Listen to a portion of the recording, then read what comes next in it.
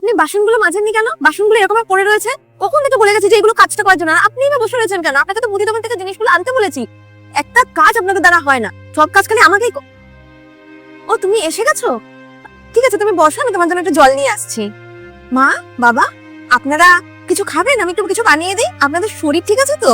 সত্যি বলছি, অফিসে এত খাটাখাটনি যায় সারাদিন ধরে, কিন্তু বাড়িতে এসে তোমাদের মধ্যে যখন এই মিলমিশটা দেখি না, আমার খুব ভালো লাগে। এটাই তো চাই। উনাদের যত্ন যদি আমি না করি আর কে করবে বলো?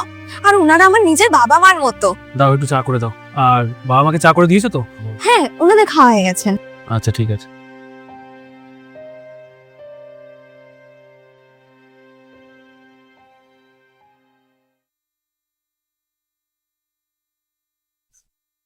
এই যে বুড়ো বুড়ি, ওখানে খাবার রাখা আছে, খাবারগুলো খেয়ে বাসনগুলো মেজে আমাকে একটু উদ্ধার করুন। কাজ তো সারাদিন আপনারা কিচ্ছু করেন না, সারাক্ষণ খালি বসে থাকা আর নাহলে হাওয়া খাওয়া, এটা ছাড়া। আপনারা বৃদ্ধাশ্রমে চলে যেতে পারেন না? তাহলে তো আমি একটু হাফ ছেড়ে বাঁচি। সারাদিন আপনাদের পেছনে আমাকে কিছু না কিছু করতেই হচ্ছে। আর তাছাড়া একটা কথা কিন্তু ভুলে যাবেন না, এই বাড়িটা কিন্তু অর্ণবের নামে রয়েছে। অর্ণবের নামে মানে আমার নামে। এই সব কিছু আমার। আর আপনাদেরকে যেখানে থাকতে দিয়েছি, এটাই আপনাদের ভাগ্য ভালো। এরকম ভাবে বলছো কেন বৌমা?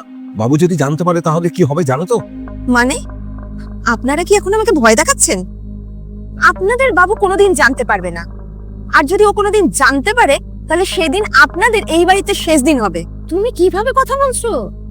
আমরা তোমার শ্বশুর শাশুড়ি হই? ও তাই নাকি? শ্বশুর শাশুড়ি বলে এখন আপনাদেরকে আমি মাথায় তুলে নাচবো? আর অর্ণব যতক্ষণ বাড়িতে না থাকে না, ততক্ষণ আপনারা দুজন আমার পায়ের ধুলো।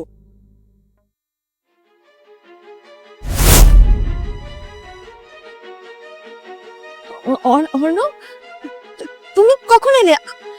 আমি তো শুধু আর কি। আর একটাও কথা বলবে না। আমি বাড়িতে না থাকলে তুমি বাবা মার সাথে এরকম ব্যবহার করো? তাদের কি মনে করো তুমি? তার মানে আমার সামনে যে তুমি একটু আগে করলে, ওগুলো সব নাটক ছিল? আর তোমরা তোমরা বলোনি কেন আমাকে এতদিন যে ও তোমাদের সাথে এরকম ব্যবহার করে? না, আসলে তোকে বলিনি, তুই কষ্ট পাবি এই জন্য বলিনি। আর তাছাড়া ঘরে অশান্তি হোক এটা আমি চাই না। আর এই বাড়ি কিসের কষ্ট বাবা? আর তুমি কি বলছো এই বাড়ি? আরে বাবা, একটা কাগজের জোরে তুমি কি ভেবেছো যে ও তোমাদের এই বাড়ি থেকে বের করে দেবে? কখনো পারবে না।